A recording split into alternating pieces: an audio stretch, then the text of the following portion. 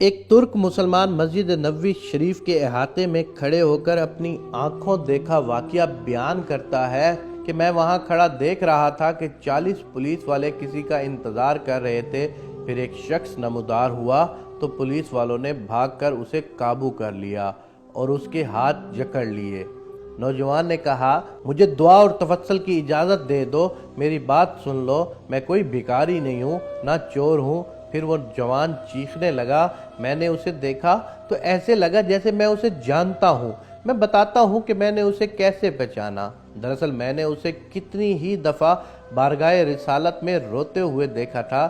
یہ ایک البانوی نوجوان تھا جس کی عمر 35 یا 36 سال کے درمیان تھی۔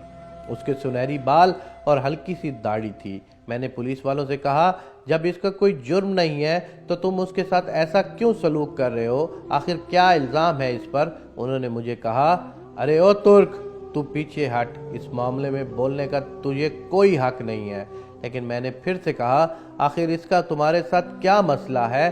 کیا اس نے کوئی چوری کی ہے؟ انہوں نے کہا، نہیں، یہ بندہ 6 سال سے ادھر مدینہ شریف میں رہ رہا ہے، لیکن اس کا یہ قیام غیر قانونی ہے۔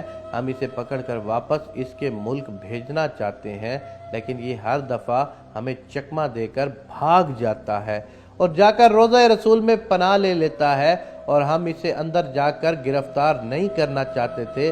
میں نے پوچھا، تو اب اس کے ساتھ کیا کرو گے تم لوگ؟ کہنے لگے، ہم اسے پکڑ کر جہاز پر بٹھائیں گے اور واپس البانیہ بھیج دیں گے۔ نوجوان مسلسل روئے جا رہا تھا اور کہہ رہا تھا، کیا ہو جائے گا اگر تم مجھے چھوڑ دو گے تو؟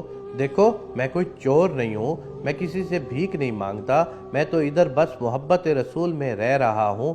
پولیس والوں نے کہا، نہیں، ایسا جائز نہیں۔ نوجوان نے کہا، اچھا، مجھے ذرا آرام سے روضہ رسول صلی اللہ علیہ وآلہ وسلم سے ایک عرض کر لینے دو۔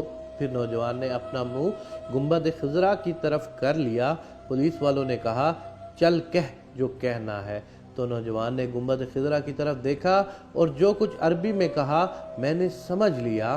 وہ نوجوان کہہ رہا تھا، یا رسول اللہ، کیا ہمارے درمیان اتفاق نہیں ہوا تھا؟ کیا میں نے اپنے ماں باپ کو نہیں چھوڑا؟ کیا اپنی دکان بند کر کے اپنا گھر بار نہیں چھوڑا؟ اور یہ عہد کر کے یہاں نہیں آیا کہ آپ کے جوار رحمت میں رہا کروں گا؟ حضور، اب دیکھ لیجئے، یہ مجھے ایسا کرنے سے منع کر رہے ہیں۔ یا رسول اللہ، یا رسول اللہ، آپ مداخلت کیوں نہیں فرماتے؟ یا رسول اللہ، آپ مداخلت کیوں نہیں فرماتے؟ اتنے میں نوجوان بے حال ہونے لگا تو پولیس والوں نے ذرا ڈھیل دی اور نوجوان نیچے گر گیا۔ ایک پولیس والے نے اسے ٹھڈا مارتے ہوئے کہا، اوے دھوکے باز، اٹھ! لیکن نوجوان کو کوئی رد عمل ظاہر نہ ہوا۔ میں نے پولیس والوں سے کہا، یہ نہیں بھاگے گا، تم حمامات سے پانی لے آؤ اور اس کے چہرے پر ڈالو۔ لیکن نوجوان کوئی حرکت نہیں کر رہا تھا۔ ایک پولیس والے نے کہا، اسے دیکھو تو صحیح، کہیں یہ سچ مچ مر ہی نہ گیا ہو۔ دوسرا پولیس والا کہنے لگا، اسے ہم نے کون سی ایسی ضرب لگائی ہے جس سے یہ مر جائے گا؟ پھر انہوں نے ایمبولینس والوں کو فون کیا۔ وہ ادھر سامنے والے 7 نمبر گیٹ سے ایک ایمبولینس لے آئے۔ انہوں نے نوجوان کی شہرگ پر ہاتھ رکھ کر حرکت نوٹ کی اور نبض چیک کی تو کہنے لگے، اسے تو مرے ہوئے 15 منٹ گزر چکے ہیں۔ اب پولیس والے جیسے مجرم ہوں نیچے بیٹھ گئے اور رونے لگے۔ وہ منظر بھی دیکھنے والا تھا۔ ان میں سے ایک تو اپنے دونوں زانوں پر ہاتھ مارتے ہوئے کہتا تھا، ہائے ہمارے ہاتھ کیوں نہ ٹوٹ گئے، کاش ہمیں معلوم ہوتا کہ اسے رسول اللہ سے اتنی شدید محبت ہے، ہائے ہمارے ہاتھ کیوں نہ ٹوٹ گئے۔ اس کے بعد ایمبولینس والوں نے اسے وہاں سے اٹھا لیا، جنت البقیع کی طرف تجزیہ و تکفین والے حصے میں لے گئے۔ غسل کے وقت میں بھی وہیں موجود تھا۔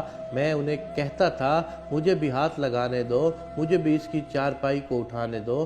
جب جنازہ تیار ہو کر نماز کے لیے جانے لگا تو پولیس والوں نے مجھے کہا، ہم نے جتنا گناہ اٹھایا ہے بس اتنا کافی ہے، اسے ہمارے سوا اور کوئی نہیں اٹھائے گا، شاید اس طرح ہمیں آخرت میں کچھ رعایت مل جائے۔ میرے سامنے ہی وہ نوجوان بار بار کہہ رہا تھا کہ یا رسول اللہ، آپ مداخلت کیوں نہیں فرما رہے؟ دیکھا، رسول اکرم صلی اللہ علیہ وآلہ وسلم نے مداخلت فرما دی اور مالک الموت نے اپنا فریضہ ادا کر کے اسے آپ تک ہمیشہ کے لیے پہنچا دیا۔ اللہ ہمیں اپنے حبیب صلی اللہ علیہ وآلہ وسلم کی ویسی ہی محبت عطا فرمائے جیسی اس البانوی نوجوان کو عطا فرمائی تھی۔ آمین یا رب العالمین۔